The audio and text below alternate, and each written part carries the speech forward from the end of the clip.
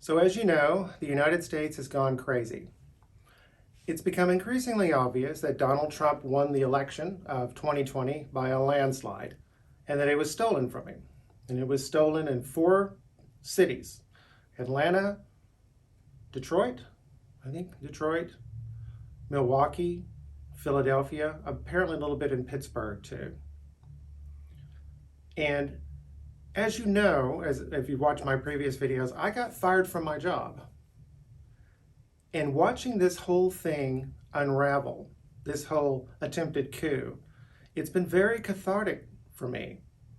And it's been very energizing because I filed a complaint with the EEOC, and even though the first person I talked to gave me a false email address to contact her again in case I wanted to move forward, the second guy told me flat out that they probably weren't going to move forward with this case. So I would probably going to have to end up getting a lawyer, an independent lawyer. Once they apparently, if after they release the case, you can go get an independent lawyer. But the one thing about this guy that he did is the first lady was just useless. But this man who was an African-American man, he challenged me really, and he got the details, and even I didn't quite understand what had happened to me. All I knew is that this woman was running around defaming my character. I was trying to defend myself. And then all of a sudden my company fires me, and they won't tell me why they fired me. And when I was talking to the EEOC guy, I told him that I got unemployment. Well, you can't get unemployment if they had a good reason to fire you from your job. It's like, and he says, well, what did the Texas Unemployment Commission say? So I went to their website, and the message basically said the company did not give a good reason for firing me. And he was kind of pissing me off because he was like, well, what does that mean? And I was just like, that means they wouldn't tell the Texas Unemployment Commission why they fired me either. They won't tell me. And furthermore, I'd gotten in a fight with this woman, and I wanted to sit down and talk about her. And when I talked to the man who actually fired me, he had no idea that this had been going on. So when I was interviewed at the EEOC, basically the case was clarified. Everybody's terrified of the LBW. For obvious reasons, I'm not going to say the words. Everybody's terrified of the LBW. The LBWs run around, they do whatever the hell they want to do, they say whatever they want to say. They pick fights, they terrorize people, because this isn't the first time this has happened to me on this job or other jobs. When I talked about a night shift manager at a convenience store. I had to put up with them all the time. It's like, and this isn't the first one at that company that I had to put up with. It's just like this other woman, she was even worse. She literally terrorized other employees for years, and nobody did anything about it. She finally had a brain aneurysm, nearly died. That's the reason why she's gone. And what had happened was this, and I was also informed by talking to this gentleman at the EEOC, he says, listen, you have to tell them you're filing a racial complaint, because it's only fair, right? And then that's when everything clicked. I was just like, oh, don't you think they knew that? They arranged things because they knew we were going to talk about this LBW who's running around talking shit about people all the time, coming in late for work, standing around talking all the time, going out early for breaks, coming in late from breaks. For years, she's getting away with this. Nobody's doing anything with her. They knew we were going to have a conversation about her, and they shut that conversation down. What does this have to do with the election? It has everything to do with the election. So we look over in Georgia. Now, I don't know if you know this, but according to the Constitution of the United States of America, the center of gravity for American power is Congress, not the president. Congress. The center of gravity for political power in every state is a state legislative body, not the governor. It's so weird. We need to get back to that. It's brilliant. The Constitution of the United States is brilliant. And Congress and the state legislatures, they write the laws for they write the laws, period, but certainly for elections. They decide where elections are going to be held, when they're held, how they're going to be held. Well, in Georgia, we have Stacey Abrams, who's an LBW, and God forbid we make the LBW angry. We can't make them angry. And so the Secretary of State gets together with her and they rewrite Georgia state election law. And they keep it on the down low. They keep it a secret. Surprise! And then when the election happens, we're like, what the hell happened? Surprise, you have new election laws. And nobody ever told you. It's the craziest thing. It's like we're cast under a spell. Like we've been enchanted by a witch. When an LBW comes along, we all shut down. Well, I don't really shut down, but I don't say anything at the moment because you never say anything in the heat of the moment.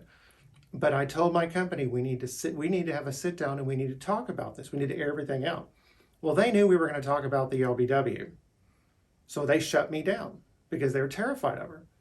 And so they just rewrote state law. Well, last night in Michigan,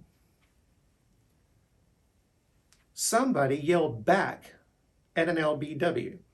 And I'll link it below. I'm not going to give names. I mean, it's Mayor Giuliani. He's there. It doesn't matter for names because this was like a moral play. And I think another witch had cast another enchantment, another spell, but it's a counter enchantment, a counter spell. And this one woman there, this one witness who I'll talk about, I think she's a witch in a way, but she's a good witch. So what happened is you have another LBW running around, running off her mouth. And there's also a young white man there too, who, and both of them being liberals and being Democrats, they don't bother, simple rules. They can't follow simple rules. But she's running around and she's picking fights and she's being belligerent and she's yelling. And the first witness is an immigrant from, God bless her, from India, a little tiny Indian woman. And she's a Christian, and she's a very good Christian. And she tells her story about how she was treated like shit on election night when they were counting absentee the day after election, when they were counting absentee ballots. She's treated like absolute shit. And I highly recommend you watch that because when I talked about what happened to me at the convenience store, when they talk about how crazy it was, that was my life for years. That's how I was treated. It was absolute chaos, absolute lawless.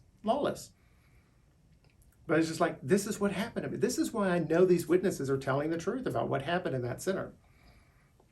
So the first witness just tells her story. She's an engineer. Her children are doctors and psychiatrists and very successful people. She loves America, and she was treated like absolute shit, like a dog, like a criminal.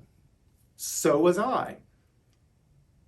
Welcome to the world of white men. Everybody thinks it's okay to say shitty things about us and just do anything to us that they want, steal from us. We're ripped off all the time. But when the LBW was yelling at her, she's like, but I love Detroit. I do, but this is just what happened to me. And she bows down. Well, the next witness is a white woman. And she comes in and she has this nasal voice and she says, and I didn't do that. And she talks like this, and it's like those nasal voices that just cuts through air like a knife, like a psychic knife, with her blonde hair pulled high and her glasses. And when that LBW started getting up around, running around and yelling and picking fights, this white woman, who I think was a white witch, to be honest, casting a counter spell, she yelled back at her. I have never seen anybody yell back at an LBW. It's like, I'm always trying to okay, let's talk you at this LBW who goes crazy. Like, I try to talk you off the cliff. It's just typically the way I am. But this white woman, this enchantress with her blonde hair pulled out, she wasn't taking her shit. And the LBW was up and running around, picking fights again. And this white woman who's a witness, who's talking about all the crazy that's going on in that center, counting the absentee ballots illegally. And I know it's true because I was a night shift manager in an African-American community, so I saw this all the time. This crazy all the time. She's narrating. Oh my God, look at her. She just says whatever she wants. She just does whatever she wants. Oh my God. I'm just like, oh my God. Enchantress. And I wouldn't be surprised if she was sent in, because it's like over the last 50 years or so, we've been cast into a spell.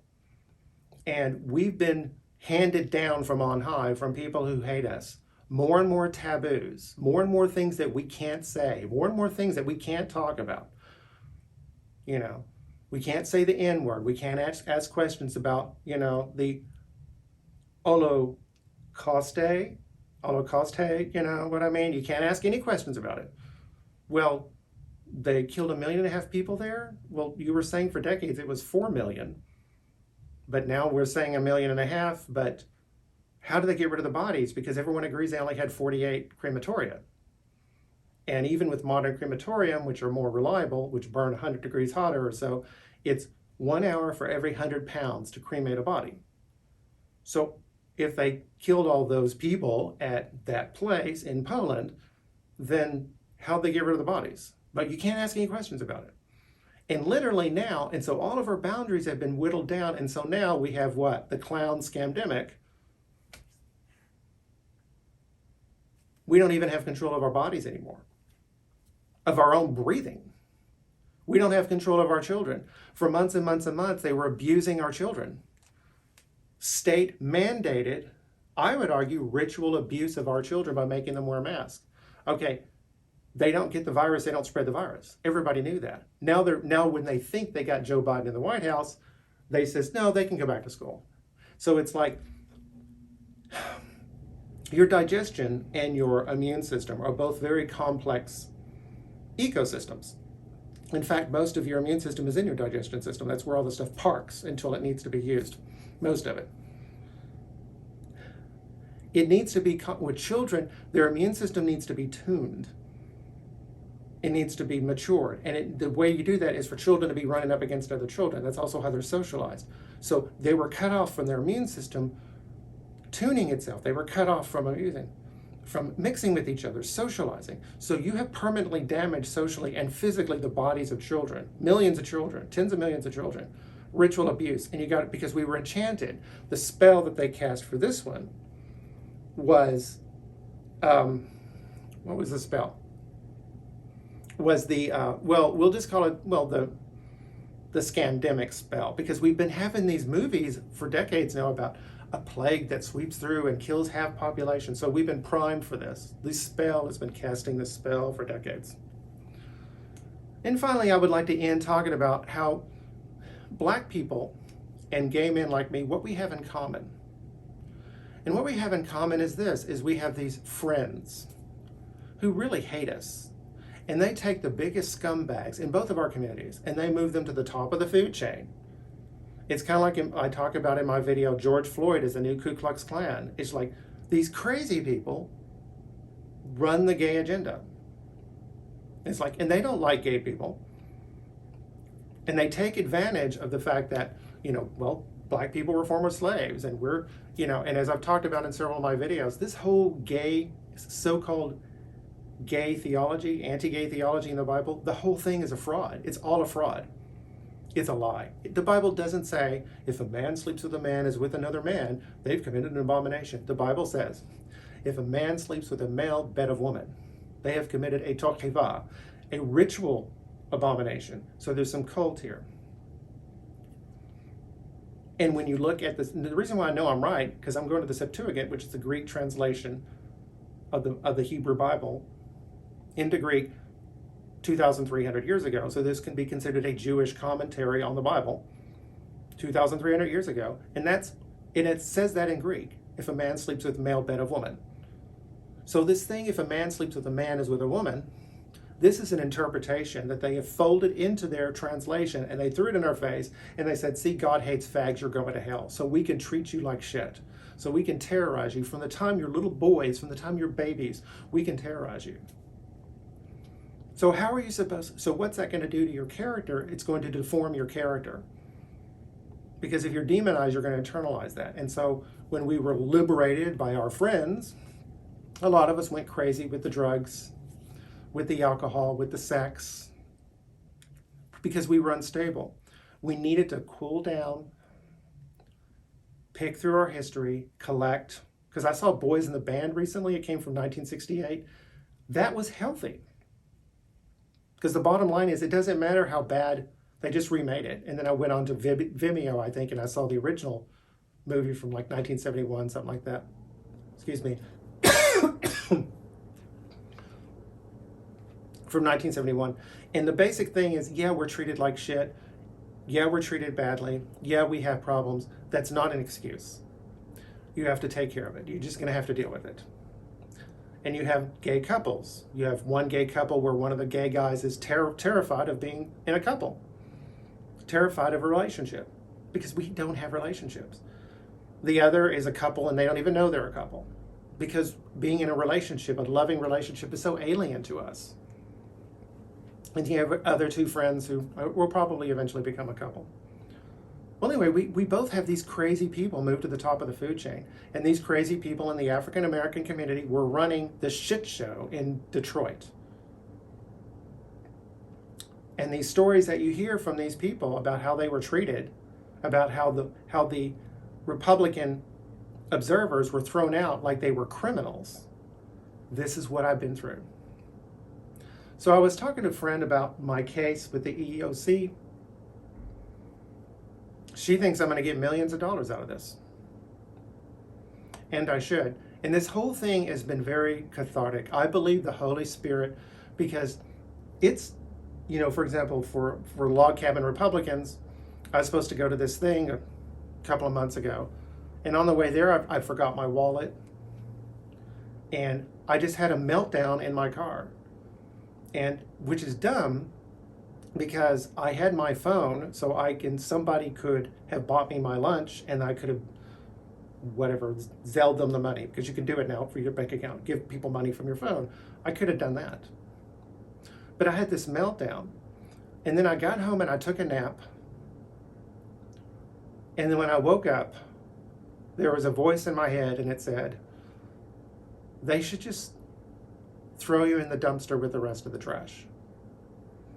And this is really how I've just felt my entire life. It's just like being gay, and then this weird INTJ personality type, and being white, and being Christian is just like, it's all worked against me. It's all been proof that I'm just a piece of shit. I'm just a piece of trash. And it's like, now I can't work. My job that I'm at now, I got another job. I make a lot less money and I work a lot harder. And it's ergonomics. It's killing my the things that I'm doing. I can't have a job. And now I can't even vote. You're going to steal my vote. I'm nothing. I'm a piece of garbage. So I think this is Jesus telling me, Bill, you're not garbage. You're not crazy. This is really happening to you. And I pray to Jesus that and I think this is going to get shut down. Because I think that there are some warlocks, I think it's warlocks in this case, who know that we've been bewitched. And I think they sent this enchantress to break the spell. How do I reconcile that with Christianity? I have no idea. I guess I'll work on that later. But that's just what I feel is going on now. But, hallelujah, the fight is on. Donald Trump is not going anywhere. Even if the courts ultimately fail him, he's not going to leave. And we're not, and we're going to back him up. We cannot let these crazy people rule over us. And in any event, we're the majority. Donald Trump not only slaughtered Biden in the Electoral College, he won the popular vote. That has become obvious. So let's all stand up and stand up to these crazy people. Now, we don't go after African American or African American women, but I'm talking about the archetype, which I love, C.G. Jung, the archetype of the LBW. That has to be broken. So let's get to work. God bless.